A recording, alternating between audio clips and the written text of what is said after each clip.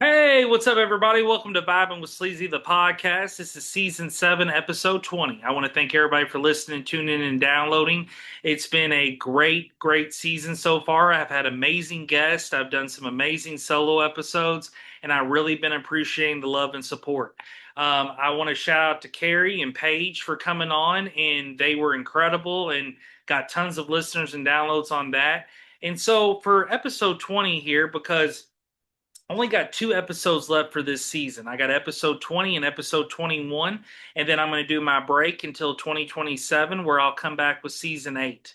I want to, let people have the time to catch up, listen to season 7, gives me a break, and I'm also going to be able to take the time to do some research, network with some guests for season 8, and, bring you the same amazing content that I always do in 2027 for season 8. But here on episode 20, I want to do something different, something I've wanted to do for a long time. I want to focus and do some episodes, especially now and in the future, on cultural icons, people that have really impacted the world. And for episode 20 here on season 7, I want to talk about the legend Bob Marley. Everybody loves Bob Marley. He is a reggae legend, a Jamaican legend, but his impact on the world was huge. And, it's very sad he died at a young age, but I want to go over his biography. I want to go over his musical hits. I want to go over his death and the controversy with that. And I also want to go over his love for soccer. In other parts of the world, they call it football. So, Bob Marley was a legend, and he is really who put reggae music on the map. So, I want to start off with his biography. Bob Marley, born Robert Nesta Marley on February 6, 1945, in Nine Mile, was a Jamaican singer, songwriter, and cultural icon who helped bring reggae music to a global audience. He is widely regarded as one of the most influential musicians of the 20th century. Marley grew up in rural Jamaica and later moved to Trenchtown, which is a poor area of Kingston, Jamaica. There he has exposed to, music, had formed close friendships with future bandmates, and his mixed heritage, which his father was a white Jamaican of English descent and his mother was a black Jamaican, shaped his identity and worldview. His musical beginnings in the early 1960s, Marley formed a group called the Wailers with Peter Tosh and Bunny Wailer. They started with ska and rock steady before evolving into reggae. Early hits like Simmer Down made them very popular in the country of Jamaica across the whole country. And rise to international fame, Marley's international breakthrough came in the 70s after signing with Island Records. Albums such as Catch a Fire, which was released in 1973, and Burning, which was released in 1973, introduced global audiences to reggae. Songs like I Shot the Sheriff, which was later covered by Eric Clapton, the British legend, expanded his reach to the world. After Taj and Bunny Wailer left, Marley continued as Bob Marley and the Wailers. Albums like Natty Dread in 1974, Rastaman Vibration in 1976, and Exodus in 1977 solidified his fame. The album Exodus included hits like One Love, Three Little Birds, and my favorite Bob Marley song of all time, Jammin'. He had very strong political influence and philosophy. Marley's music was deeply connected to Rastafari, which influenced his spirituality, lifestyle, and message. His lyrics often addressed themes of peace, unity, resistance, and social justice. In 1976, during a time of political violence in Jamaica, Marley actually survived an assassination attempt just days before performing at the Smile Jamaica concert. In 1978, he helped ease tensions by bringing rival political leaders on stage during the One Love Peace concert, which was a huge, legendary concert. And Bob Marley died on May 11th, 1981, in Miami at the age of 36. And I'm going to get into that here shortly. But however, his legacy was huge. And his final album that he released during his actual lifetime was Uprising, released in 1980. Marley's influence extends far beyond music. He helped popularize reggae worldwide and became a symbol of Jamaican culture and their identity. His compilation album, Legend, which was released in 1984 after his death, remains one of the best selling reggae albums of all time to this day. Songs like No Woman, No Cry, Redemption Song, and One Love continue to resonate globally. Bob Marley is remembered not only as a musician, but also as a voice for peace, resistance, and human rights. And that's what makes him such a huge icon. Yes, he was a musician. Yes, he put reggae on the map. But what he did for the world will always leave a huge impact. And that's why he has such a strong legacy. And Bob Marley, you know, he is somebody that people still represent. They wear his clothes, they wear tapestries, they go by the drinks, and he's got brands that still use his face and represent him. And so everyone around the world still loves and represents Bob Marley big time. And Bob Marley, I want to give you a list of his personal greatest hits. This is him as an individual artist. No Woman, No Cry, Redemption Song, One Love slash People Get Ready, Three Little Birds, Buffalo Soldier, Could You Be Loved, This Is Love, Stir It Up, Waiting in Vain, and Jammin'. Again, my favorite song. And then overall with the Wailers, their greatest hits with Bob Marley, Get Up, Stand Up, I Shot the Sheriff, Exodus, Natural Mystic, Iron Lion Zion, Roots Rock Reggae, War, So Much Trouble in the World, and Coming In from the Code. And like I mentioned, the most famous compilation of all time of Bob Marley is Legend. And it's hard to beat. It's just a definitive collection, and it's something that everyone loves, and it's one of the best selling albums of all time of any music genre, not just reggae. And overall, when I was very blessed to see Stephen Marley at Headliners, and when I shut my eyes and heard him sing, it felt like I was listening to Bob Marley.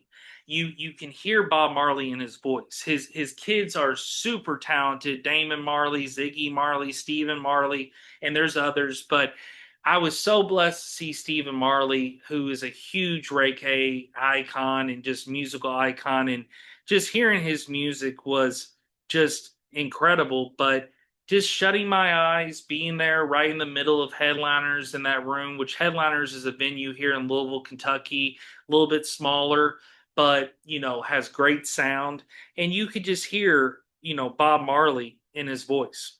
Before I get into his death and talk about that, I also want to talk about his love for soccer. The World Cup is actually coming this summer to the United States in different cities. I love the World Cup. I love soccer. I love European soccer, especially the English Premier League is one of my favorites.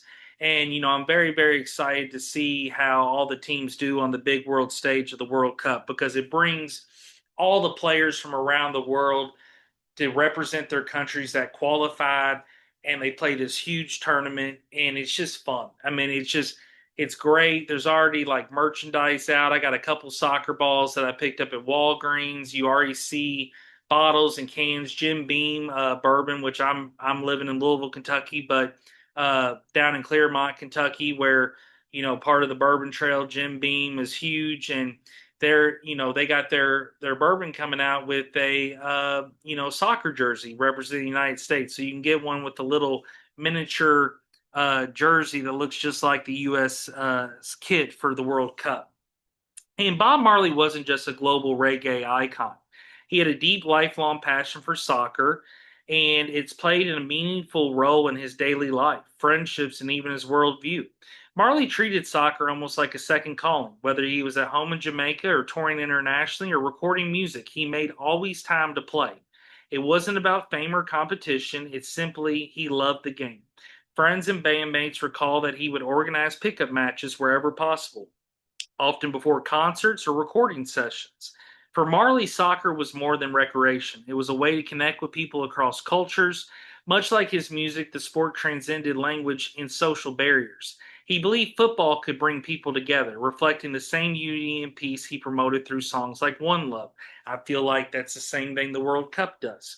He had a very strong admiration for Brazil, and Brazil is one of the best countries for soccer. They always do very great on the world stage. They have Neymar, they have a lot of legends. And Marley was especially inspired by the style and flair of Brazil's national team. He admired their creativity and freedom on the field, which mirrored his own musical philosophy. Though he didn't officially support a single club, he respected players and teams that played with passion and artistry. And, a tragic connection, his love of soccer is also tied to a tragic detail of his life. In 1977, Marley injured his toe during a casual game. The wound did not heal properly, and doctors later diagnosed it as a form of skin cancer called acral ligneous melanoma. He refused amputation for personal and spiritual reasons, and the illness eventually spread, leading to his death in 1981. Soccer was woven into Bob Marley's identity. It gave him joy, grounded him during fame, and symbolized the unity he championed. Even today, stories of him playing barefoot matches with friends are as much part of his legacy, just like his reggae music. And I want to dive in to his death and talk about that, which is very, very, very sad that this happened to such a legend at such a young age. It really, bothers me that he, had to deal with this. And, it's like the man was such a icon around the world. It's very shocking when someone dies at a young age, especially when they have all that success. And Bob Marley died on May 11th, 1981, at 36 years old, and the circumstances surrounding his death have been widely discussed, debated, and sometimes misunderstood. Marley died from acral ligneous melanoma, a rare and aggressive form of skin cancer. It was the first discovered in 1977 under the nail of his toe after a soccer injury. Doctors advised amputating his toe to stop the cancer from spreading, but Marley declined. His decision was influenced by a mix of personal beliefs like Rastafarian faith, which often emphasizes maintaining the body's natural state. Instead of amputation, he had the nail bed removed. Unfortunately, the cancer later spread, and that went to other parts of his body, including his lungs and his brain. In his final months, by 1980, Marley's condition had worsened significantly. During a tour, he collapsed while jogging in Central Park. Shortly after, he played his final concert in Pittsburgh, Pennsylvania in September 1980. He then sought alternative treatment in Germany under a controversial practitioner named Joseph Isels. Isels' method included diet changes and non traditional therapies, which remain scientifically disputed and are widely regarded as ineffective against advanced cancer. As his condition deteriorated, Marley attempted to return to Jamaica, but he became too ill during the journey and he was hospitalized in Miami, Florida, where he died. And the controversies and conspiracy theories around his death, they are medical decisions. One major point of debate is whether Marley might have survived longer if he, did other things and, maybe got a cure and had that amputation. Some doctors believe early intervention could have really changed his prognosis. And, but the only problem is with melanoma, it can still be very, very unpredictable. Alternative treatment, the choice to undergo Isel's treatment instead of conventional oncology, has been heavily criticized. Critics argue it delayed or replaced potentially life prolonging care for Bob Marley. There's also the CIA assassination theory. A persistent conspiracy theory claims Bob Marley was assassinated by the CIA due to his political influence and popularity, especially in Jamaica during a turbulent period. The most common version alleges he was given a cancer causing substance hidden in a pair of boots. However, there's no evidence to support this, but it is something very, very talked about on Reddit and online. There was political tensions in Jamaica, and Marley had been targeted in the attempted assassination in 1976 where gunmen opened fire on his home. He survived, but the attack contributed to the narrative that powerful forces wanted him silenced. And that's why I believe so many conspiracy theories really circle around his death. But the legacy of his death, it brought global attention to melanoma, especially the less common forms that affect darker skin tones and often go unnoticed. It also sparked ongoing discussions about the role of faith in medical decisions, the risk of alternative cancer treatments, and the impact of political myth making around influential figures. Despite the controversies, the medical consensus is clear: Bob Marley died from melanoma. If it's one of these things you can't tell people certain things because they're going to believe what they want to believe. I wasn't around. I wasn't born till 89. But the one thing that is clear. Bob Marley left an impact. He was an icon. For the people that did live during the time he was alive, to be able to see him in concert is just incredible. I mean, the man was such a positive person, such a person that wanted love. He wanted unity. You could hear it in his music, you could hear it in his voice. And his songs, they're so relaxing, they're so soothing. If you're having a bad day, put on some Bob Marley. I mean, it will just ease your tensions. It will make you feel relaxed. It's very easy to learn the songs and learn the words. And to this day, I drive around all the time listening to Bob Marley. Bob Marley is some of the perfect road trip music for sure. And you can access it now on Spotify, Apple, all these streaming services. And if you're at one of these stores like Half Price Books or a CD store, you still want to support your local record shops, which everyone should if they're still in business. Pick up some Bob Marley music. Pick up some Bob Marley merch. I mean, at the end of the day, it's awesome to represent an icon who stood for such great things. But this is my episode on the cultural icon, Bob Marley, the reggae legend, and the man who really, really represented Jamaica proudly. And I just want to tell everybody I'm going to do more episodes of these where I really break down artists and break down their legacy, and I'll break down artists that are still alive and ones that have passed. And I'm looking forward to doing this a lot in season 8. But again, everyone, thank you for listening to this podcast. Thank you for listening to this season. Vibingwithsleazy.com is the website. Vibing with Sleazy, the podcast on Facebook, Instagram. Check it out. Show love, download, and send me stuff. I'm always willing to talk, and I love all the support and feedback. But one love. We are out. Peace. Rest in peace, Bob Marley.